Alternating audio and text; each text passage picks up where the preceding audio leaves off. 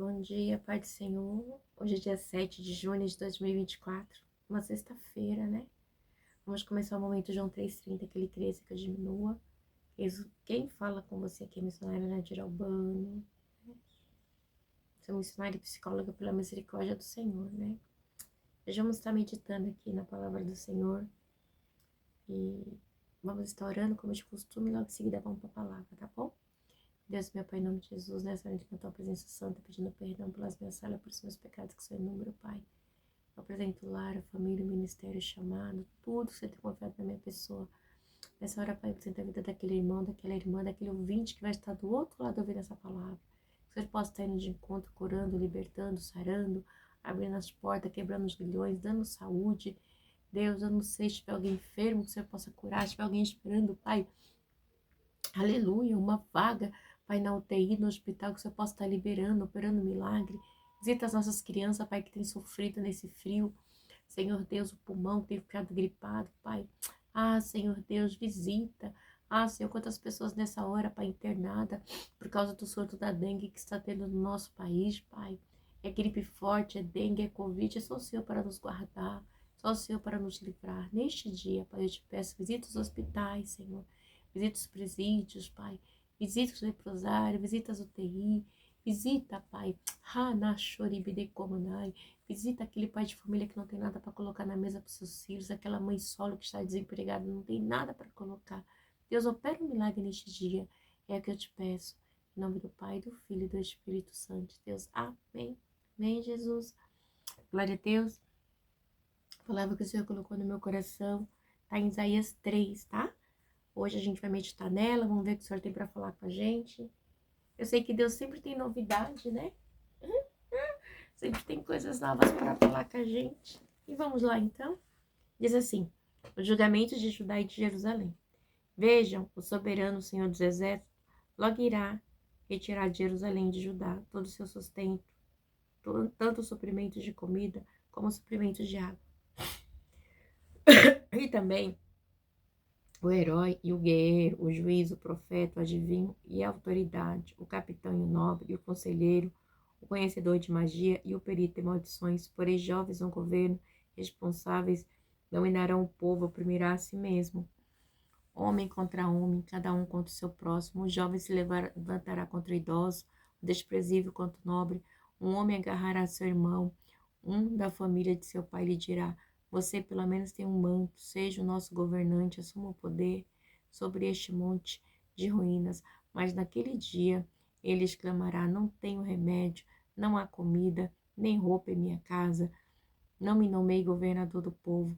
Jerusalém está em ruína e o povo de Judá está caído. Suas palavras, suas ações são contra o Senhor, desafiando a sua presença gloriosa. O jeito como olham testifica contra eles. Eles mostram seu pecado como Sodoma, sem nada esconder. Ai deles, pois trouxeram desgraça sobre si. Diga aos justos que tudo lhe irá bem, pois comerão do fruto de suas ações. Mas ai dos ímpios, tudo lhe irá mal, terão a retribuição pelo que fizeram as suas mãos. Meu povo é oprimido por uma criança, mulheres dominam sobre ele. Meu povo, os seus guias o enganam e o desviam do caminho. O Senhor toma o seu lugar no tribunal, levanta-se para julgar os povos. O Senhor entra em juízo contra as autoridades e contra os líderes do seu povo. Vocês arruinaram a vinha e o que foi roubado dos necessitados está na sua casa. Que pretende vocês ao esmagarem o meu povo e ao morrerem o resto dos necessitados? Quem pergunta é o Senhor dos Exércitos. Ó Senhor, o Senhor diz: por causa da arrogância das mulheres de Sião, que caminham de cabeça erguida, flertando com os olhos, desfilando com passos curtos, com enfeites tinindo em seus calcanhares. O Senhor rapará a cabeça das mulheres de Sião, o Senhor porá a descoberto as suas vergonhas.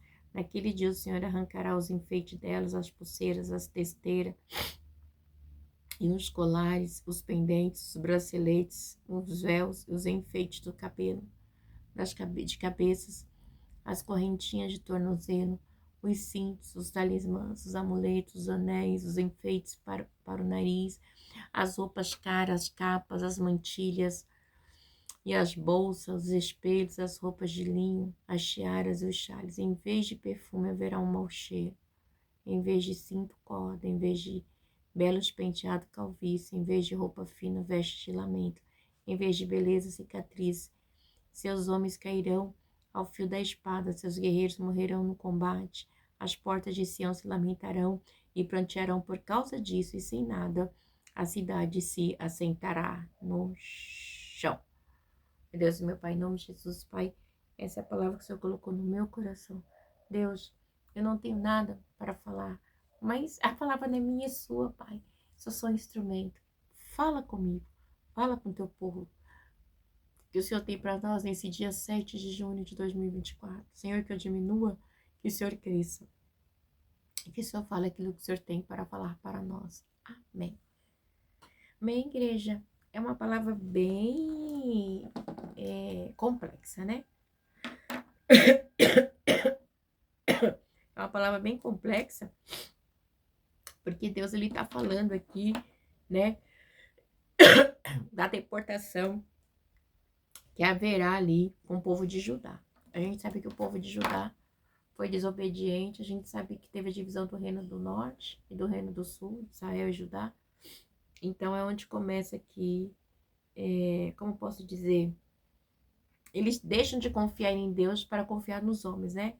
No finalzinho aqui do capítulo 2, no versículo 22, diz assim: parem de confiar no homem cuja vida não passa de um sopro em suas narinas. Que valor ele tem, né? Então, eles estavam confiando demais no que eles tinham, né? No poder aquisitivo deles, na posição, no dinheiro, tudo que eles tinham, eles estavam, como é que se diz? Se firmando, né? A gente não pode se firmar nos bens materiais. A gente tem que se firmar em Deus, em Jesus, ser cheio do Espírito Santo de Deus, que é o mais importante para mim e para você. Então, Deus, ele tá simplesmente descrevendo aqui, né, o que vai acontecer com este povo, né? Porque eles eles simplesmente rejeitaram a Deus, né? Simplesmente rejeitaram. E a gente vê também que a gente não pode confiar no homem, né?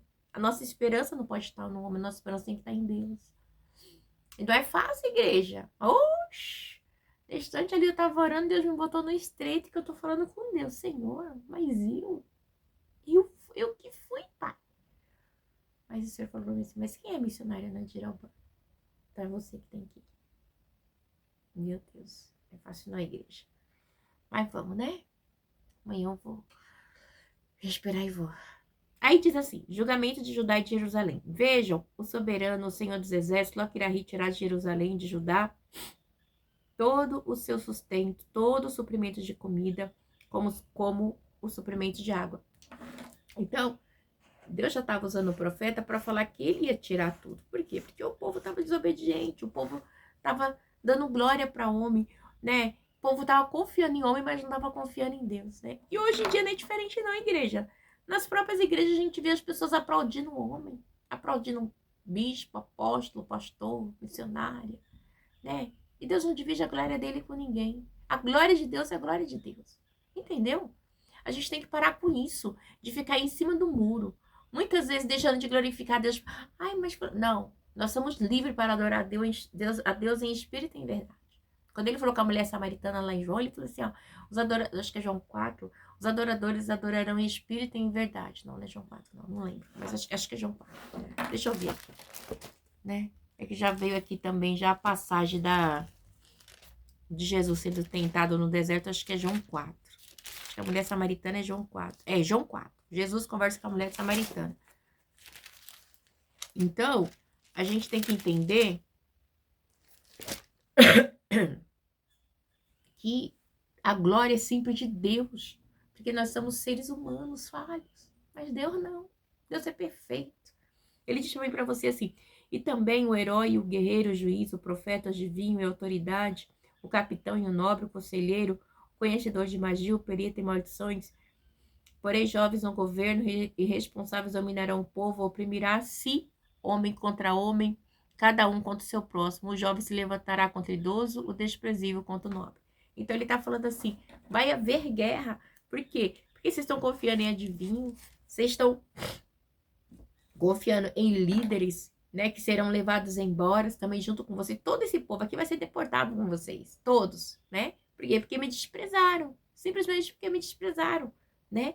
Então, o ocultismo era latente nessa época, tava ali um ocultismo terrível, né? E Deus condena o ocultismo, Deus condena a idolatria, Deus condena tudo que tira o foco de Deus. Porque a gente vê lá que nos 10 mandamentos, o primeiro mandamento é amar a Deus sobre todas as coisas.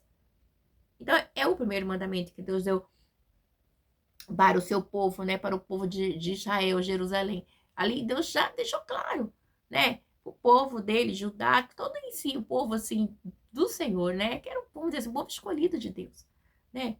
Mas eles estavam o quê? Simplesmente adorando, buscando adivinhos, buscando pessoas para adivinhar, autoridade, atrás de profeta, de tudo, gente, de tudo. Né? Mas tinha os profetas levantados por Deus, mas eles não queriam, eles queriam coisas que agradassem o seu ouvido. E não é diferente. A gente vê que em 2 Timóteo 4, Timóteo fala assim, né, que amontoarão doutores para si, está falando de coisas de 2000 anos depois, né? Mas eles estão lá, amontoando doutores para assim, 2000 não, mais de quase 1000 anos aí, né? Então Deus ele tá falando. Então assim, eles seriam deportados e eliminados por causa disso. Por quê? Porque eles não deram ouvido à palavra do Senhor. Aí você sabe que essa parte aqui, ela tá bem linkada quando teve aquela fome em Samaria, né? Que a mãe comia o filho cozido, né? Já te preguei isso aqui, né? Que o rei tá passando e ele ouve uma brigando com a outra. Ele falou que foi, eu cozinhei meu filho, nós comemos ontem e ela ficou de cozinhar o dela hoje e ela não quer matá-lo. Então, assim, chegou a ter canibalismo, foi algo terrível a fome de Samaria, né? Então, ele diz assim, um homem agarrará seu irmão, um da família de seu pai, e lhe dirá, você pelo menos tem um manto, seja o nosso governante, assuma o poder sobre este monte de ruínas. Naquele dia ele exclamará, não tenho remédio, não há comida, nem roupa em minha casa, não me nomeie governante do povo. Então, era uma desolação total. Mas por quê, igreja? Por causa da desobediência. A gente não pode deixar de buscar a Deus. Porque Deus, ele é perfeito. Ele cuida de mim e de você. O mesmo Deus que foi na fundação do mundo, foi com Israel no deserto. Estava aqui. Mas eles não conseguiam enxergar. Eles estavam obstinados. Muitas vezes nós estamos obstinados. Nós não podemos sermos obstinados. Nós temos que ser servos do Senhor, adoradores do Senhor, né? Em espírito e em verdade. E mais, ele fala aqui, né? Então, devido a isso, houve assim, vamos dizer assim, uma palavra, uma desgraça total, né? Uma desgraça total. Então, foi muito terrível, né? E o povo estava oprimido, estava terrível. Aí diz assim no outro, Jerusalém está em ruínas e o povo de Judá está caído. Suas palavras e suas ações são contra o Senhor, desafiando a sua presença gloriosa. Então, eles estavam tão destruídos que eles desafiavam a Deus. Desafiou a Deus, achando que Deus ia deixar passar impune. Igreja, ninguém que desafia a Deus passa impune. Tem a consequência. Sabe, pode demorar 1, 10, 20, 30, 100 anos, 50, mas vem, igreja. Vem. Tá aqui, ó, no 8. Jerusalém está em ruínas e o povo de Judá está caído. Suas palavras e suas ações são como contra o Senhor, desafiando a sua presença gloriosa. Eles desafiavam a Deus, né? Então, era de uma maneira assim, que a gente vê aqui, ó, quando a gente lê no 3, o capitão, o nobre, o conselheiro, o conhecedor, o perito das maldições, tudo aqui estava junto. Desafiando a Deus, né? Mas o que adiantava? Nada. Esse capitão aqui, ele tinha um agrupamento de 50 homens que ele cuidava. Mas não resolveu nada, estavam famintos, não tinha força, estavam sem força física, espiritual, de todas as áreas. E a gente vê aqui também, que diz assim, que é muito terrível, né? Porque eles precisavam de um líder, quando diz aqui no 6, um homem agarrará seu irmão, um da família, o seu pai lhe dirá, você pelo menos tem um manto, seja o nosso governante, assuma o poder sobre este monte de ruína. Então eles estavam tão assim desolados, arruinados, que eles estavam precisando de alguém para poder liderá-los, né? É do homem isso. O homem sempre gosta de estar numa liderança, né? Sempre ter alguém que lidere, alguém que caminhe. Mas a ruína estava grande, igreja, né? Porque eles tiveram uma reviravolta social tão grande. Uma hora eles estavam em cima, de repente eles se viu embaixo, né? Não tinha nenhum manto, não tinha roupa, né? E aquele que tinha um manto, uma roupa, poderia ser líder. Olha a situação, a decadência, né? Então, a ruína era demais, a ruína em Jerusalém estava terrível. Então, Deus, ele fala para mim, para você, naquele dia, né? E diz aqui, Judá estava caído. Então, esse também era uma profecia que foi cumprida 150 anos depois. Deus aqui está lendo uma profecia, tá? Então, essa profecia diz assim,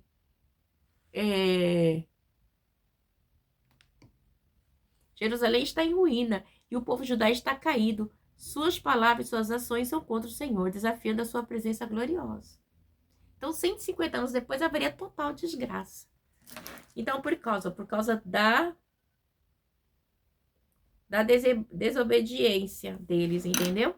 Diz assim, o jeito como olham, testificam contra eles, eles mostram seu pecado como Sodoma, sem nada esconder. Ai deles, pois trouxeram desgraça sobre si. Diga ao justo que tudo lhe irá bem.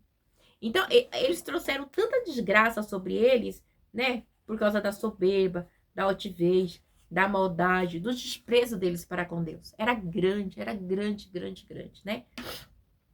Deus fala no 9, parte B. Ai deles, pois trouxeram desgraça sobre si. Mas aí, vamos abrir uma áspera no 10, diz assim, digam aos justos que tudo lhe irá bem, pois comerão o fruto de suas ações. Deus ainda conseguia achar um justo aqui no meio. Olha só, ainda tinha um justo. Pensa a situação. Então, aí você vê, né? Que diga ao justo que tudo lhe irá bem, pois comerão do fruto de suas ações. O justo, né? Sempre é um justinho remanescente. Aí diz aqui do 10, mas ai dos ímpios, tudo lhe irá mal, terão retribuição pelo que fizeram as suas mãos. O meu povo é oprimido por uma criança, mulheres dominam sobre ele, meu povo, os seus guias os enganam e os desviam do caminho. Então, assim, as pessoas que estavam com eles ali, fia, estavam tirando do caminho. Lembra de Sodoma e Gomorra? Tava parecido. Você tá entendendo? Como diz aqui no 9. Então, era algo assim terrível, terrível.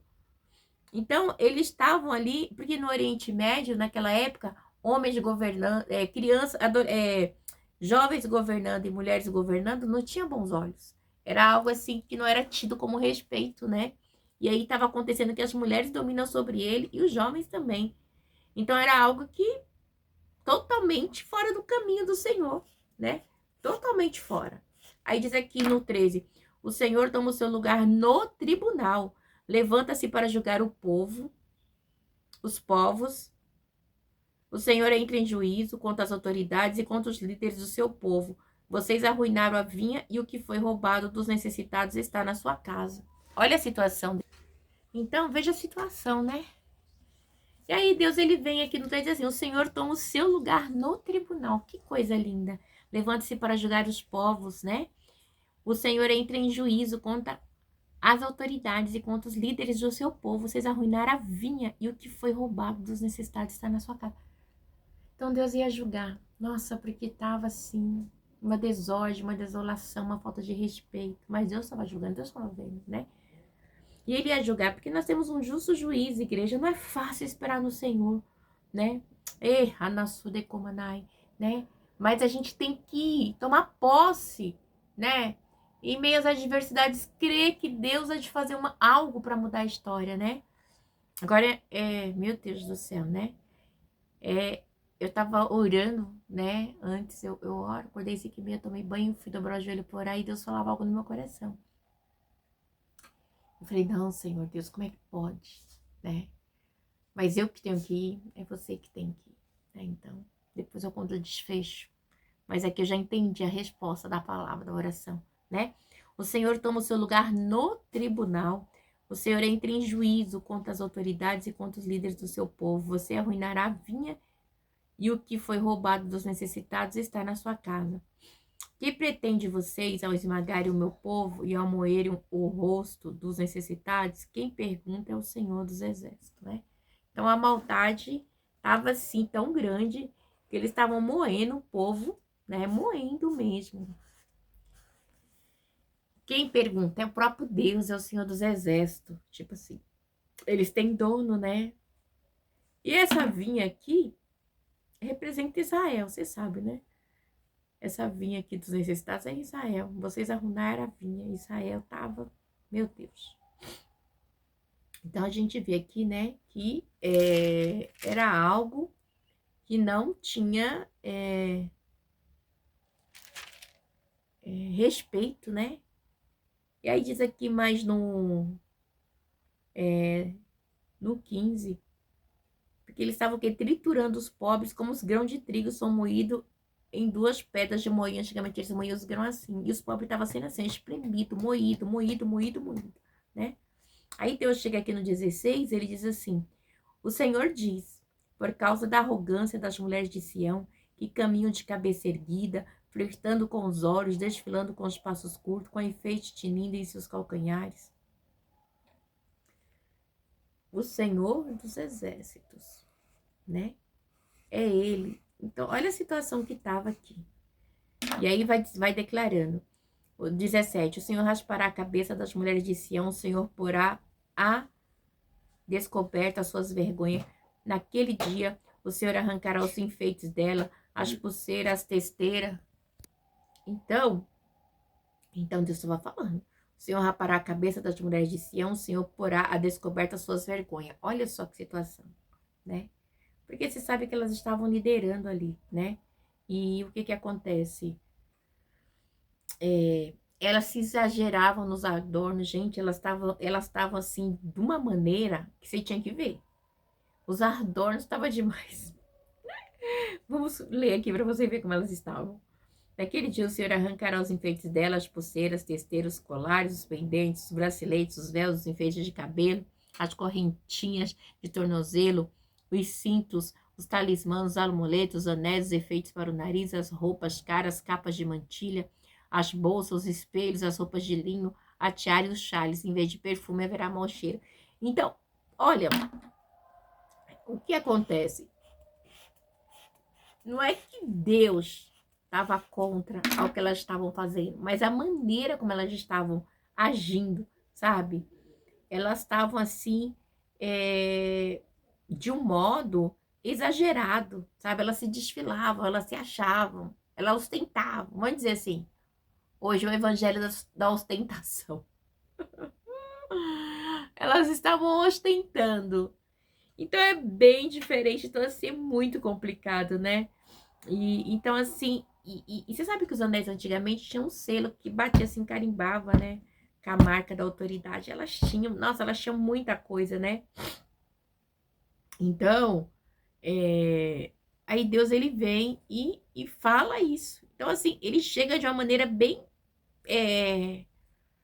E fala assim, em vez de perfume haverá mau cheiro, em vez de cinto, cordas, em vez de belos penteados, calvície, em vez de roupa fina, veste de lamento, em vez de beleza, cicatriz. Oi, meu amor. Por que isso? Porque você sabe que antigamente a corda, as cicatrizes, era os cativos, né? Quando as pessoas eram levadas da cativa por outro adversário, né?